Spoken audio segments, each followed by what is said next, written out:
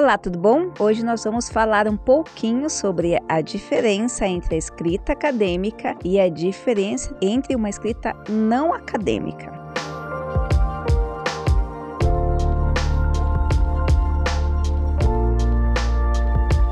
Geralmente, nós somos expostos a várias formas de escrita durante o ensino fundamental e o ensino médio. São livros de literatura, poesia, prosa, aquelas dissertações que nós fazemos quando o professor pede, aquelas literaturas que nós estamos acostumados a ler, os próprios jornais, mas na verdade não nos é passado na grande maioria o que seria a tal da escrita acadêmica e a tal da escrita não acadêmica. Na faculdade, a mesma coisa. Os professores vão pedindo trabalho, introduzindo metodologia, falando para não citar, para não ter plágio, mas citar a fonte que você investigou, falando para você pesquisar, e nesse momento começa uma pequena confusão. Só que se você não entende nesse primeiro momento, quando você chega num programa de mestrado ou num programa de doutorado, aí essa confusão se instala de vez, porque você começa a produzir textos, você começa a produzir escrita, tem pessoas que têm bastante dificuldade, então se dedicam bastante, demoram bastante para escrever determinado tipo de escrita e o professor fala, não é acadêmico, não é assim que se escreve, cadê a citação? E aí entra aquela confusão.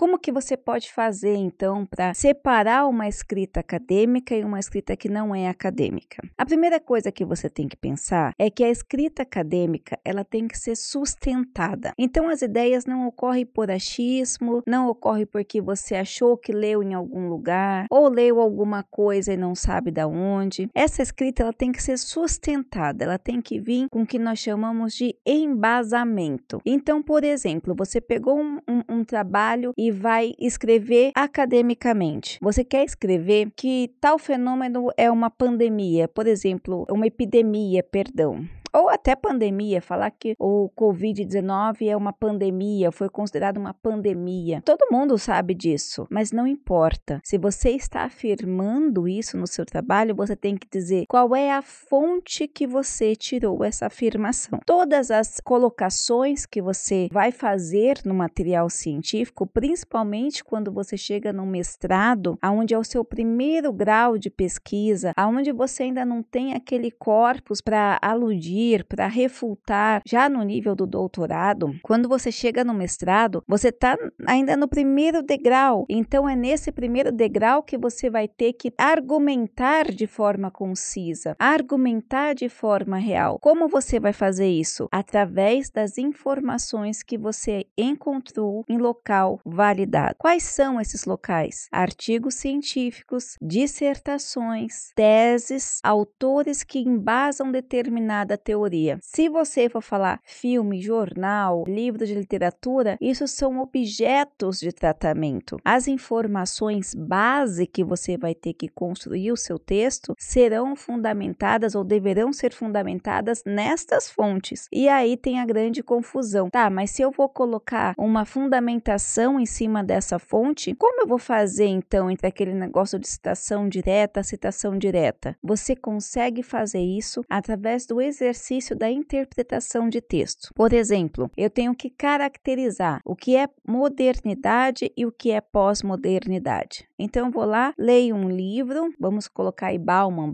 explicando o que é modernidade, o que é pós-modernidade. Então, você vai colocar modernidade para Bauman, não é para você, é isso, isso e isso. Já pós-modernidade é isso, isso, isso, e cita o Bauman. Aí você vai atrás de outro autor, lê o que é modernidade para esse autor, e aí você coloca, de acordo com fulano de tal, modernidade é isso, isso, isso. De acordo com esse fulano, pós-modernidade é isso, isso, isso. E aí você pode agrupar o que Bauman disse, o que o outro autor disse, o que o outro autor disse. Então você vai ter uma construção conceitual de 2, 3 ou mais autores sobre um determinado tema. Então, o que diferencia, por exemplo, modernidade modernidade da pós-modernidade, para Bauman, para outro e para outro. Então você tem 3 autores que podem pensar semelhante e concordar com o outro, ou que podem apresentar características diferentes, características que vão diferenciar uma para outra. Então veja que no texto acadêmico, na escrita científica, você tem que estar preocupado nessa construção teórica. Não é o que você acha, é o que os autores que já foram passados por aprovações, que já participaram de bancas,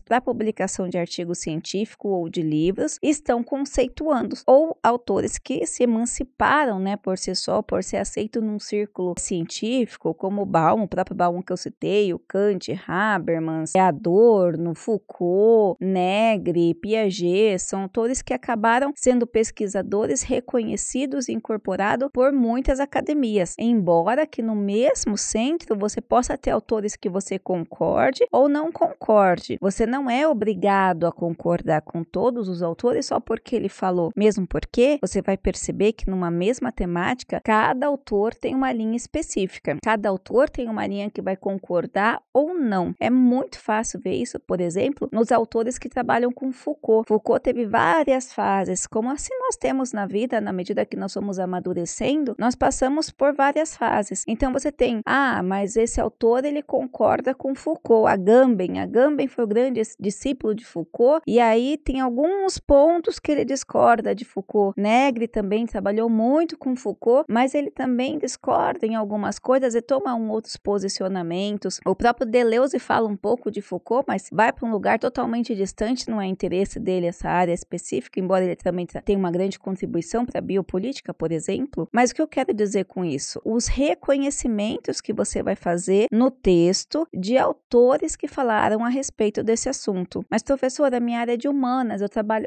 de saúde, eu trabalho pouco com os autores, mas você trabalha com muita informação, como do Ministério da Saúde, como de pesquisas realizadas. Por exemplo, desde quando as infecções sexualmente transmissíveis passaram a ser chamadas por esse nome? Como que era antigamente doença sexualmente transmissível? Por que mudou? Quando mudou? Como que é?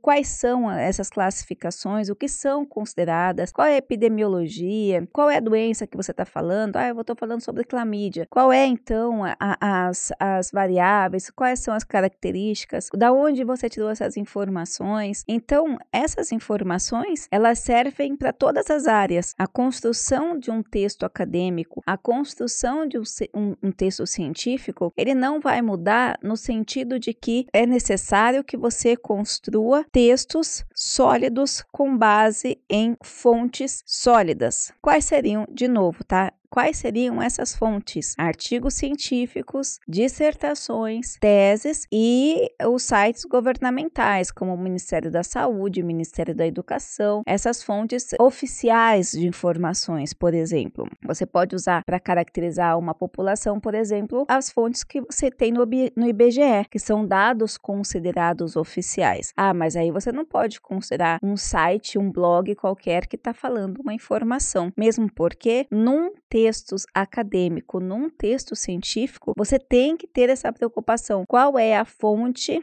das informações que eu estou tirando? E aí você vai ler essas informações, vai compreender, vai transformar em texto e vai manter a citação de onde você tirou. Por exemplo, eu estou falando de pós-modernidade, então vamos voltar lá no Bauman. A pós-modernidade é isso, isso, isso. Da onde você tirou essa informação? Bauman, então coloca lá, ano. Se você fazer citação direta, o que é citação direta? É quando você copia exatamente o que o autor disse, você tem que fazer aquele recuo, dizer a página. Isso é uma coisa muito importante.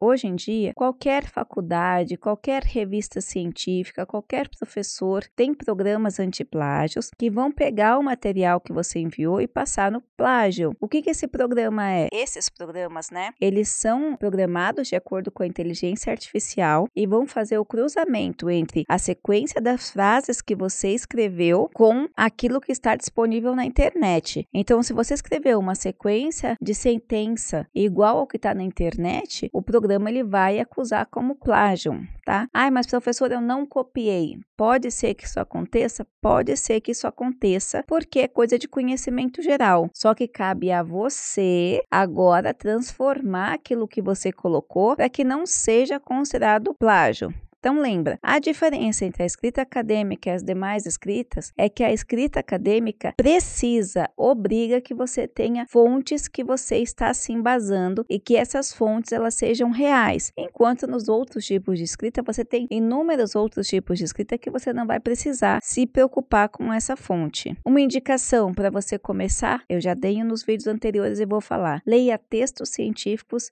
e comece fazendo o resumo desses textos com as suas palavras, transforme num texto de 10 páginas em meia página, para você ver como você vai começar a pegar essa característica de escrita. Tá ok? Eu espero ter ajudado. Não se esqueça de deixar o seu like, se inscrever no canal, compartilhar esse vídeo, auxiliar a gente a chegar no máximo de pessoas possível para ter esse contato com conhecimento acadêmico científico. Um grande abraço e até a próxima!